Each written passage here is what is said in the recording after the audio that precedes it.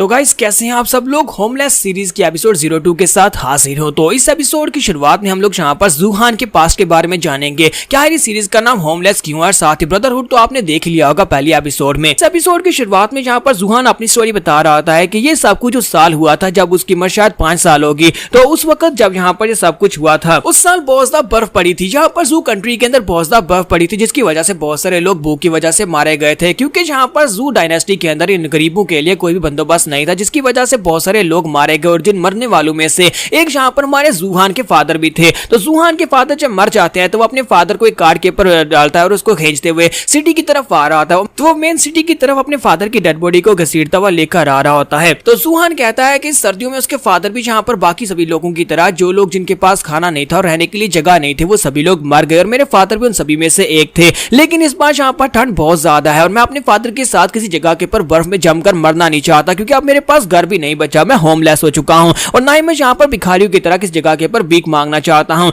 तो वो एक सेक्टर के दरवाजे के सामने आकर खड़ा हो जाता है जहाँ पर पहले से एक मास्टर खड़ा होता है। तो वहां पर आने के बाद उसके सामने आकर खड़ा हो जाता है और उसे कहता है कि मिस्टर, यहाँ पर से साइड के ऊपर हटो, मैं इस सेक्टर में अपनी बॉडी को बेचने के लिए आया हूँ। तो वो बंदा उसकी बात सुनने के बाद काफी हैरान होता है। वो उसकी तरफ देखता है कि एक छोटा सा बच्चा जो कि अपने फादर की डेड बॉडी को खींचते वहां पर लेकर आया है। तो वो उसे कहता है कि यहाँ से दफा हो जाओ लड़के, तुम्हें क्या लगता है कि हम लोग यहाँ पर तुम्हारी बॉडी को खरीदेंगे? ऐसी बहुत सारी जगह है जहाँ पर तुम अपनी बॉडी को बेच सकते हो, तुम्हें यहाँ पर इसी जगह के ऊपर अपनी बॉडी क्यों बेचनी है? तो जूहान उसे कहता है क्योंकि बाकी की सभी जगहों के ऊपर इस तरह की आजादी नहीं मिलने वाली, क्योंकि वहां पर अगर अपनी बॉडी को बेच दिया तो मैं गुलाम बन जाऊंगा। लेकिन यहाँ पर हेल्शोरा सेक्टर के लोग यहाँ पर इस बात का दावा करते हैं कि अगर हम लोग अपनी बॉडी उनको 5 साल के लिए बेचते हैं तो 5 साल के बाद हम लोग आजाद हो जाएंगे। तो वो मास्टर उसकी बात सुनने के बाद हंसना शुरू कर देता है और कहता है कि लड़के तुम काफी ज्यादा बहादुर लगते हो, लेकिन तुम्हें यह भी पता होना चाहिए कि यहाँ पर तुम्हें ट्रेनिंग देने के बाद तुमसे एक टेस्ट लिया जाएगा कि तुम उस टेस्ट को पास कर पाए, तभी तुम्हें वो 5 साल सर्विस करने का मौका मिलेगा और 5 साल के बाद तुम आजाद हो पाओगे। लेकिन क्या तुम उस टेस्ट को भी पास कर पाओगे या नहीं? हमारा जूहान उसे कहता है कि तुम्हें परेशान होने की जरूरत नहीं है, अगर तुम यहाँ पर मुझे पैसों के बदले में खरीदते हो तो तुम्हारे पैसे जाया नहीं जाएंगे। तुझे बात सुनने के बाद वो एल्डर उसे कहता है क्या तुम वाकई में यहाँ पर अपने आप को बेचना चाहते हो? लेकिन क्या तुम मुझे यहाँ पर वजह बता सकते हो कि तुम्हें पैसे क्यों चाहिए? तो वो कहता है कि मैं यहाँ पर अपनी बॉडी को इसलिए बेचना चाहता हूँ। क्या तुम यहाँ पर इस बंदे की डेड बॉडी को देख रहे हो? ये मेरा फादर है।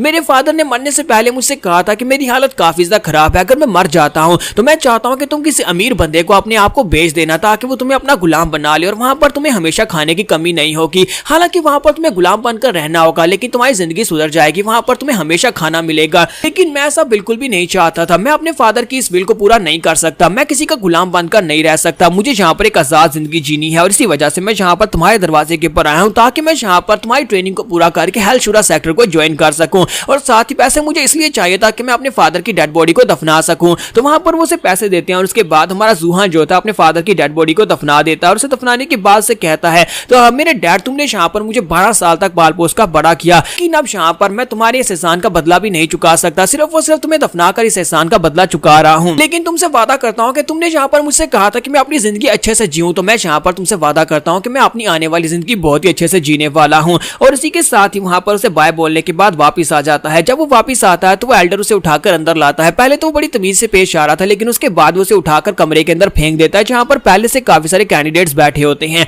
क्योंकि इन लोगों ने यहाँ पर काफी सारे लोगों को खरीदा होता है जो कि यहाँ पर टेस्ट देने के लिए या तो अपनी मर्जी से आए होते हैं या फिर पैसे लेकर आए होते हैं। हमारा जूहान जब वहां पर गिरता है तो अपने आसपास के लोगों को देखता है, उन सभी को हेलो हाय बोलता है, लेकिन उनमें से कोई भी यहाँ पर उसे बात नहीं करना चाहता, क्योंकि वो सभी लोग जो है यहाँ पर सिर्फ और सिर्फ इसी मकसद से आए होते हैं कि वो हेल्शोरा सेक्टर को ज्वाइन कर सके। वो उन सभी को अपना नाम भी बताता है, लेकिन उनमें से कोई भी यहाँ पर उसे अपना नाम बताने को तैयार नहीं होता। और इसी के साथ हमारा जूहान वहीं पर कोने में जाकर साइड के ऊपर बैठ जाता है। जूहान को यहाँ पर एक घर तो मिल गया फिलहाल के लिए अपना सर छुपाने के लिए, लेकिन फिर यहाँ पर कोई भी उसके साथ बात करने को तैयार नहीं। तो वो कहता है कि ये लोनलीनेस ये भी बहुत ज्यादा बड़ी बीमारी है। यहाँ पर कोई मुझसे बात करना ना भी चाहता हो, लेकिन मुझे स्ट्रॉन्ग बनना होगा, मुझे उस टेस्ट को पास करना ही होगा। मैं जिंदा रहना चाहता हूँ और जिंदा रहने के लिए जरूरी है कि हमें यहाँ पर स्ट्रॉन्ग बना जाए। और उसके बाद वो कहता है कि हम सभी को यहाँ पर गुलामों की तरह ही ट्रीट किया जाता था, हम सभी को यहाँ पर रोजाना डेली की ट्रेनिंग करनी पड़ती थी, हम सभी लोग रोजाना यहाँ पर ट्रेनिंग करते, जबकि वो मास्टर जो था हमें बहुत ही बुरी तरह से पीटता था कि हमें से कोई भी यहाँ पर रुकना नहीं चाहिए जब तक हमारा ट्रेनिंग सेशन चलता रहता। वो हमें कहता कि हमें यहाँ पर रुकना बिल्कुल भी नहीं है, कि जो भी वहाँ पर रुकता उसे यहाँ पर खाना नहीं मिलता था। और खाना भी हमें इस तरह से दिया जाता है कि हर एक चीज एक कंपटीशन की तरह थी, अगर आप यहाँ पर स्ट्रॉन्ग है, आप यहाँ पर खाना ले सकते हैं, तभी आपको खाना मिलेगा। हमारे सामने खाना रख दिया जाता और हम सभी को आपस में फाइट करनी पड़ती, जिसके हाथ खाना आ जाता उसका हो जाता और जिसके पास नहीं उसे भूखा रहना पड़ता। हमारे लिए ये जगह किसी जहन्नुम से कम नहीं थी, हम लोग ऐसे लगता है जैसे किसी हेल के अंदर है और सभी लोग यहाँ पर जानवरों की तरह एक दूसरे के ऊपर टूट पड़ते थे। तो जूहान कहता है कि वहां पर काफी दिन बिताने के बाद मेरी फिजिकल कॉन्स्टिट्यूशन काफी ज्यादा चेंज हो चुकी थी। दिल्ली की ट्रेनिंग के बाद मेरी बॉडी पहले से काफी ज्यादा बेहतर हो चुकी थी। तो उसके बाद फाइनली यहाँ पर अब ब्रदरहुड का चैप्टर स्टार्ट होता है, क्योंकि वहां पर लिू शैंग की एंट्री होती है। तो वो लिू शैंग को खींचते हुए लेकर आते हैं और वहां पर रूम के अंदर फेंक देते हैं। तो जब वो लिू शैंग को वहां पर फेंकता है तो इसी के साथ ही हमारा जूहान वहां पर सामने ट्रेनिंग कर रहा होता है। वो ट्रेनिंग करते हुए लिू शैंग की तरफ देखता है, फिर साथ ही उसकी तरफ देखता है, क्योंकि उसे वहां पर काफी बुरी हालत होती है। तो वो उसके सामने एक बन लेकर जाता है और उसे कहता है कि ये लो, इस बन को खा लो, मुझे लगता है कि तुम्हें यहाँ पर भूख लगी होगी, तुम्हें एक्स्ट्रा ब्रेड मिलनी चाहिए।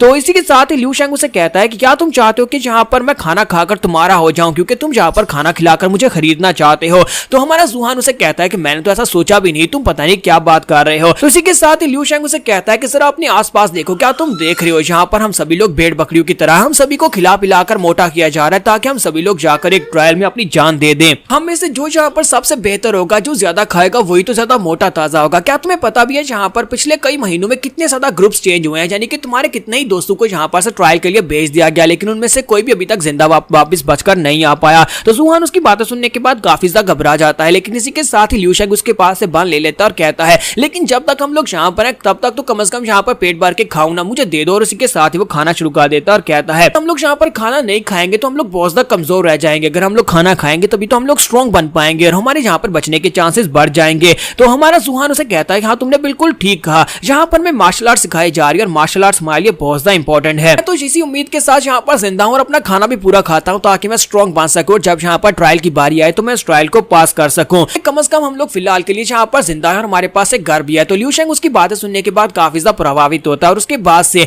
वो दोनों जो होते हैं वो दोस्त बन जाते हैं और एक दूसरे को वहां पर ब्रदर मानना शुरू कर देते हैं। और कहता है जब से लिू शैंग यहाँ पर आया हम दोनों ने पार्टनरशिप कर ली और उसके बाद से हम लोग यहाँ पर बिल्कुल एक गैंग की तरह हो गए। सभी लोग हमसे डरते हैं क्योंकि हम लोग यहाँ पर सभी के ऊपर भारी पड़ते हैं। हम दोनों ने यहाँ पर एक दूसरे का बहुत ही अच्छे से ख्याल रखना शुरू किया, अगर किसी को चोट लगी तो एक दूसरे के जख्म साफ किए और साथ ही यहाँ तक के सभी जितने भी नेट सैपल्स हैं उन सभी ने हम दोनों से डरना शुरू कर दिया, क्योंकि हम लोग यहाँ पर डेली की ट्रेनिंग करते थे। हमें पता था कि जितना ज्यादा ट्रेनिंग करेंगे हमारी बॉडीज उतनी ज्यादा बेहतर बनेगी। और फाइनली हम दोनों ने ट्रेनिंग करके अपनी बॉडी को इस लेवल पर पहुंचा दिया कि एक दिन हमारी बारी आ गई और वो एल्डर जो था वो अंदर आता और कहता है कि तुम और तुम दोनों आ जाओ, अब तुम्हारे ट्रायल की बारी है। इसी के साथ ही उन दोनों को गूलिंग ट्रायल के अंदर भेज दिया जाता है, जहां पर पिछली एपिसोड का एंड आपने देखा था, वहीं पर से अब इस एपिसोड का चैप्टर स्टार्ट होने वाला है। तो ये दोनों जो होते हैं वहीं पर ग्राउंड के ऊपर लेटे होते हैं। तो जूहान ने क्योंकि वहां पर उस डीमन को मारा था तो वो काफी ज्यादा थका हुआ होता है। तो लिू शैंग उसकी गाल में पिंच करता और कहता है कि ओए क्या तुम मेरी बात सुन भी रहे हो ब्रदर, कहीं तुम सो तो नहीं गए, यहाँ पर तुमसे बात कर रहा हूँ, क्या तुम मेरी बात को सुन भी रहे हो। तो लिू शैंग उसे कहता है कि मुझे लगता है कि तुम यहाँ पर फिर से उसी लड़की का सपना देख रहे होगे, तुम्हें नहीं लगता कि दिन के वक्त इस तरह के सपने नहीं देखने चाहिए, अपने इन सपनों को बचा कर रखो। पहले हमें यहाँ पर इस मिशन को पूरा करना है, अगर लेवल को पास किया तो फिर 5 साल के बाद हम लोग आजाद हो जाएंगे और उसके बाद तुम जाकर उस लड़की को ढूंढ लेना। हमारा जूहान जो होता है उसे कहता है कि मुझे आज भी उस लड़की की चमकती हुई आंखें याद हैं, अगर उस लड़की ने उस दिन अपना आधा बचा हुआ ब्रेड मुझे नहीं दिया होता तो मैं भी उस ठंड में भूख से मर जाता, लेकिन उस लड़की ने अपना आधा बचा हुआ ब्रेड मुझे दे दिया था। और यहाँ पर जो उसके बचपन की बात होती है, जब उसका डैड अभी जिंदा था, वक्त एक छोटी लड़की ने अपना आधा ब्रेड उसे दिया था और हमारा जूहान जो था उसे देखते ही वहां पर उसके प्यार में पड़ गया था। तो क्या ये दोनों कभी दोबारा मिल पाएंगे? तो क्या पहली बात तो यह कि ये टेस्ट को पास कर पाएंगे, तभी तो 5 साल के बाद आजाद होकर उस लड़की को ढूंढ पाएगा। यहाँ पर हम लोग अपनी एपिसोड 02 का एंड करेंगे। नेक्स्ट एपिसोड में हम लोग अपने इस गूलिंग कंपटीशन को आगे बढ़ाएंगे, क्या है यहाँ पर ये पूरे 19 सर कैसे इकट्ठे कर पाएंगे। तो एपिसोड की एक्सप्लेनेशन अच्छी लगी हो तो कमेंट करके जरूर बताइएगा, वीडियो को लाइक करना मत भूलिएगा। Thank you.